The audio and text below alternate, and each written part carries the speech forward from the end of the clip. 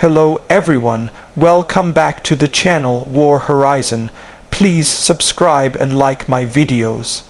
Today we're diving deep into one of the most dramatic political moments unfolding in Russia, the moment many analysts are calling a fatal decision by President Vladimir Putin, a move that has triggered mass protests, public outrage, and a wave of political resistance unlike anything the Kremlin has seen in years. This script will walk you through everything from the exterior appearance of this decision to the interior tensions, performance, safety implications, the unique motivations behind it, the political and social price Russia is paying, and ultimately a conclusion that ties all of these threads together. And because you asked for a long, detailed interior section, we will go deep into the heart of the conflict, the emotions, the power struggles, and the consequences that ordinary people are facing as this situation escalates. So sit back, relax, and let's break down this historic turning point unfolding across Russia right now. On the exterior, Putin's decision looks like a structured administrative reform, a calculated political maneuver presented as a modernizing effort aimed at creating a more efficient governance model. Outwardly, the Kremlin has marketed this move as a reorganization designed to streamline local government, reduce financial waste, and eliminate bureaucratic obstacles. To the casual observer, this may seem like a firm, authoritative step taken by a leader focused on strengthening the state. The official language surrounding the reform emphasizes efficiency, unity, and cohesion. Government spokespeople describe it as necessary for Russia's long-term stability, suggesting that the existing system is outdated and no longer suitable for the challenges of modern governance. So, on the surface, what the public sees is the image of a leader taking control, tightening loose screws, and reinforcing the foundation of the nation. But the exterior presentation hides a deeper truth, and many Russians have already recognized that what looks smooth and polished from the outside is far rougher on the inside. Which leads us to the interior, the heart of this issue where things become far more complicated, chaotic, emotional, and politically explosive. Inside the decision lies a restructuring plan that eliminates or drastically weakens local self-government, particularly in rural areas across Russia. This means the regional and municipal administrative systems that once allowed communities to elect their own leaders, manage local issues, and maintain some degree of autonomy are being replaced by a heavily centralized model where major decisions flow downward from the Kremlin or from Kremlin-approved regional authorities. This is a profound alteration in how Russia's political system operates, and it strikes directly at the relationship between citizens and their leaders. The interior conflict emerges because for many Russians, especially those living in regions with strong cultural identities like local governance, is not just a political mechanism, it is a part of daily life. Local councils, elected officials, village-level administrators, township representatives, these are the people who understand community needs because they live in the community. When this layer of governance is dismantled or stripped of its power, residents feel that their voices are not just ignored, they are erased. For years, many Russian regions have relied on these local structures to negotiate with the federal government, advocate for cultural preservation, manage community programs, and maintain a degree of autonomy. The interior of Putin's decision, then, is not simply administrative, it is deeply personal because it severs the political connection between citizens and their own local leadership. What is happening now is that people are waking up to the realization that they are being left with fewer elected officials, fewer opportunities to participate in politics, and fewer ways to challenge unfair decisions. For many rural communities, the removal of local governance is perceived as a direct attack on their identity and their rights. This is why protests erupted almost instantly. blocking highways, gathering in town centers, chanting slogans demanding the dismissal of newly appointed regional heads. These actions come from a place of urgency, fear, pride, and anger. The interior feeling across many Russian regions right now is not passive concern. It is active resistance. Within the deeper interior political architecture, Putin's decision reveals a critical structural change, the shift from decentralized political participation to a top-heavy system controlled directly by Moscow. This reshuffling is not merely administrative, it is ideological. It tells the public that the Kremlin believes a more centralized model is necessary to maintain control, and it signals that local diversity, regional autonomy, and community-level decision-making are no longer priorities. For the Kremlin, the interior logic is simple. Fewer elected positions mean fewer unpredictable leaders who might oppose federal policies. For citizens, however, the interior meaning is the opposite. It means losing the last safeguards that protected their communities from external domination. This interior shift also exposes the tensions that have been building for years within Russia, tensions rooted in economic disparity, cultural preservation, regional pride, and political frustration. Many regions feel neglected by the federal government, complaining about inadequate infrastructure, underfunded schools, poor healthcare systems, and economic stagnation. Local leaders have historically played a critical role in voicing these concerns, advocating for resources, and protecting local priorities. Without them, citizens fear that Moscow will impose its own interests without understanding regional needs. So the interior emotional landscape now is filled with fear that the future will bring even more neglect, more top-down policies, and even fewer opportunities to be heard. Beyond the emotional aspect, the interior strategic impact of this reform also matters. By centralizing power, the Kremlin reduces the number of political entry points that opposition figures could use to build support. Local elections have often served as stepping stones for emerging political figures, including those critical of the government. If these avenues disappear, the interior political battlefield becomes flatter, giving the ruling power more control over who can rise, who can fall, and who can challenge national dominance. This means the interior strategy is not just about governance. It is about shaping the political future of Russia for years to come. Now let's move to performance, how this decision has actually played out in reality so far. From the Kremlin's perspective, the performance might seem effective on paper. The legislation is passing, authorities are enforcing it, and appointed officials are taking their positions. But the real performance, the one seen by citizens, is far more chaotic. The decision has ignited protests, not only in Alt-I but potentially in other regions where residents are starting to feel the same pressure. Blocking highways is a major escalation. It disrupts commerce, transportation, and everyday life. It is a sign that people are not simply disagreeing, they are willing to physically obstruct one of the most critical components of regional infrastructure to make their voices heard. That level of determination indicates that performance-wise, the reform is turning into a political miscalculation.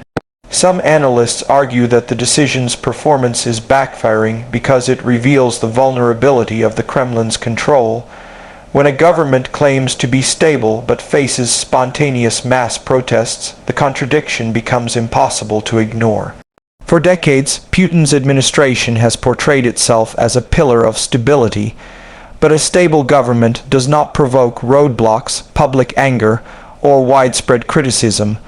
So the performance of this decision shows cracks forming in that carefully crafted image.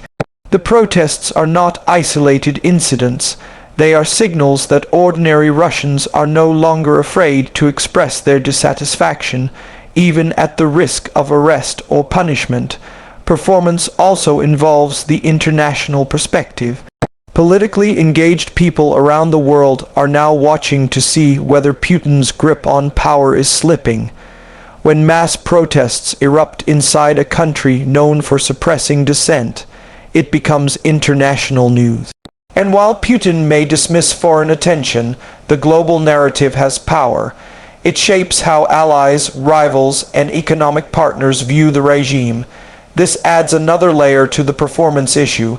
The Kremlin may be tightening control domestically, but losing influence internationally. A government that appears internally unstable is one that loses negotiating power on the world stage. Next, we focus on safety features, which in this context relate to political safeguards and the stability mechanisms that either protect the people or protect the government. From Putin's perspective, the decision includes safety features that make it harder for dissent to spread. By reducing elected positions, the Kremlin closes off platforms for opposition leaders. By appointing loyal officials, the central government increases regional compliance. And by consolidating administrative authority, it gains more direct oversight over regional affairs. These safety features effectively shield the government from fragmentation, but from the citizens' perspective, the safety features are actually safety hazards. Removing local representation means losing the only layer of government that truly understands community issues. It also means there are fewer channels for residents to peacefully voice concerns. When peaceful channels disappear, people often resort to protests. If protests are suppressed, resentment grows deeper.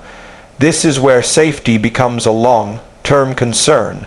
When citizens feel unheard and powerless, tension builds beneath the surface until it erupts, often in unpredictable ways.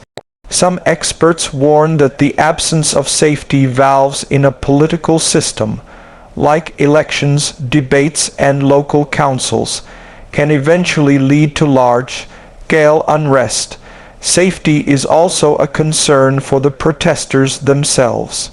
Russian laws on public assembly are strict, and unauthorized protests can result in fines, arrests, or imprisonment. This means that people participating in these demonstrations are taking real personal risks.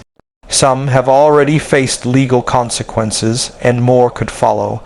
This dynamic introduces fear into the equation, but instead of preventing protests, it seems to be intensifying the determination of those who feel their rights are being stripped. Now let's examine the unique selling points of this reform. What makes it appealing from Putin's perspective, and why the Kremlin is pushing it forward with such determination. The first unique selling point is centralization.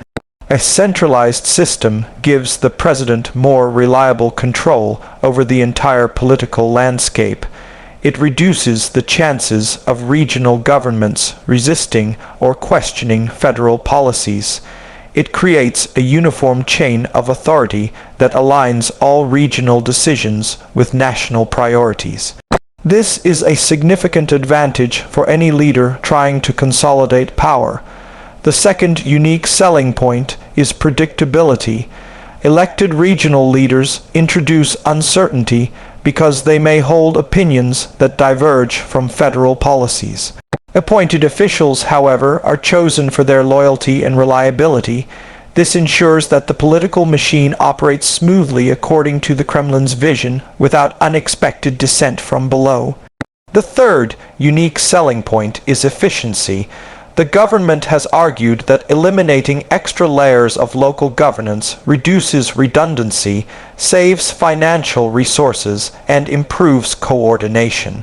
This narrative is appealing to people who feel frustrated with bureaucratic delays and complex administrative structures. Presenting the reform as a modernization effort makes it easier for the Kremlin to justify the changes. The fourth unique selling point is long-term legacy. Putin may view this reform as a monumental structural transformation that will shape the future of Russia even after his presidency. By redesigning the political architecture, he leaves behind a system that retains strong central control, a hallmark of his leadership style. But every unique selling point has a cost, and that brings us to the political price Russia is paying. First, the protests themselves are a major cost. Blocking highways disrupts daily life and affects economic activities. Arrests require police resources. Public outrage requires government attention. These disruptions all indicate that the reform is not being smoothly accepted. Second, the decision has weakened trust between citizens and the government.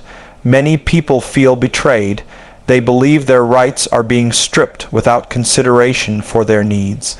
Breaking trust in political systems often leads to long-term disengagement, cynicism, or radicalization. Third, the decision increases the risk of regional instability. The alt-I protests could inspire similar actions in other regions, especially those with strong cultural identities or long-standing frustrations with federal oversight. A chain reaction of protests would pose a serious threat to national stability. Fourth, the decision may impact the economy. Instability discourages investors, disrupts local businesses, and weakens economic confidence. If protests escalate, transportation networks could be affected, and the cost of maintaining order could rise. Fifth, the decision might damage Russia's international image. Countries observing the turmoil may question Russia's stability and reliability as a political and economic partner. International confidence erodes when a government faces internal upheaval. In conclusion, Putin's fatal decision has created a powerful storm across Russia. While the exterior makes it appear like a land administrative reform, the interior reveals a complex web of political tensions, emotional reactions, and structural consequences. The performance of this reform is not smooth. It is marked by protests, blockades, and public outcry. The safety features built into the decision protect the government, but endanger the unity and satisfaction of the citizens. And though the unique selling points may seem appealing to the Kremlin, the price being paid in political trust, social stability, and public confidence is immense. Ultimately, this decision has become a turning point. It may tighten the Kremlin's grip in the short term, but in the long term it risks igniting deeper unrest. The people are speaking, and their message is clear. They want representation, autonomy, and a voice in their own future.